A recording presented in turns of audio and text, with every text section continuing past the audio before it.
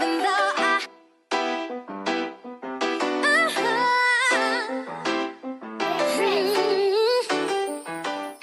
The 1957 school year is about to begin, and an angry mob is trying to stop 9 black students from entering Central High in Little Rock, Arkansas.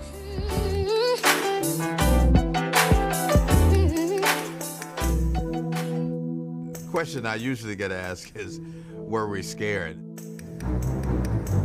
I think initially we didn't anticipate clearly all of the violence and turmoil that occurred. The first day that we attempted to go to school, 8 of us were at one part of the school and Elizabeth Eckford was at another part.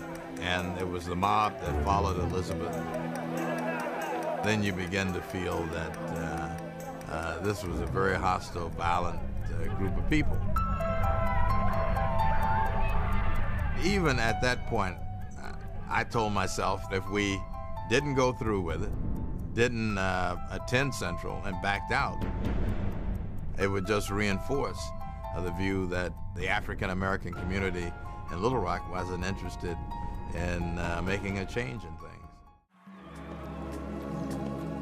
The first step for the Little Rock Nine came in May 1954, when the U.S. Supreme Court issued its opinion in the landmark case Brown versus the Topeka, Kansas Board of Education.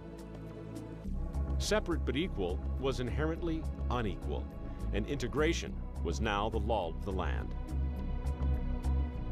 In 1957, this decision and the power of the federal government were tested in Little Rock, Arkansas.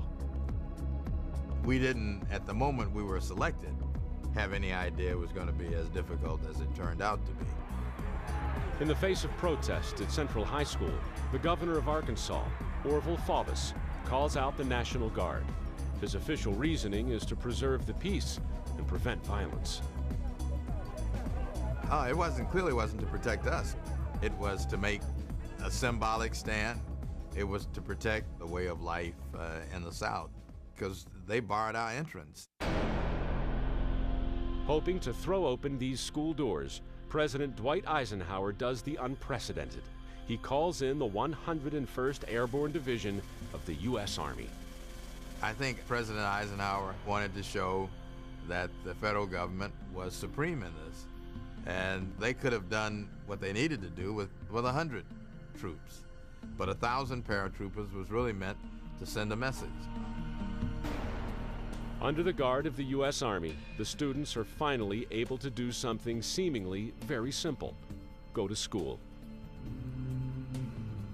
But it would not be easy for Ernest Green or his 8 fellow black students. School was like going to war every day. The walks from class to class were where, you had a lot of harassment, a lot of physical violence. But in 1958, integration was not complete in Little Rock. The following year, Governor Faubus closed all public schools in Arkansas instead of complying with desegregation. Schools in Arkansas would not be fully integrated until 1972. Hands to the heavens, no man, no weapon formed against, yes, glory is destined. Everyday women and men become legends. Sins that go against our skin become blessings. The movement is a rhythm to us. Freedom is like religion to us. Justice is juxtaposition in us.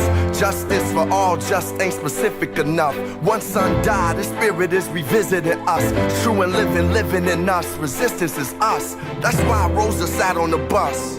That's why we walk through Ferguson with our hands up. When it go down, we woman and man up.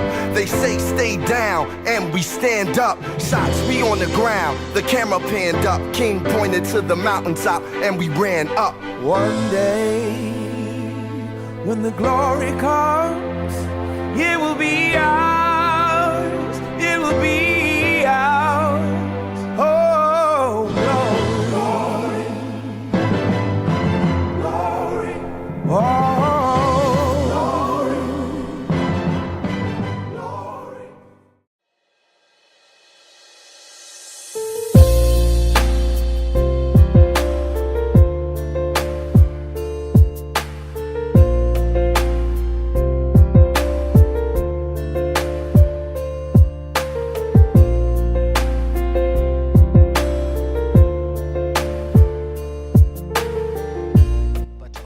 reach for reconciliation and peace?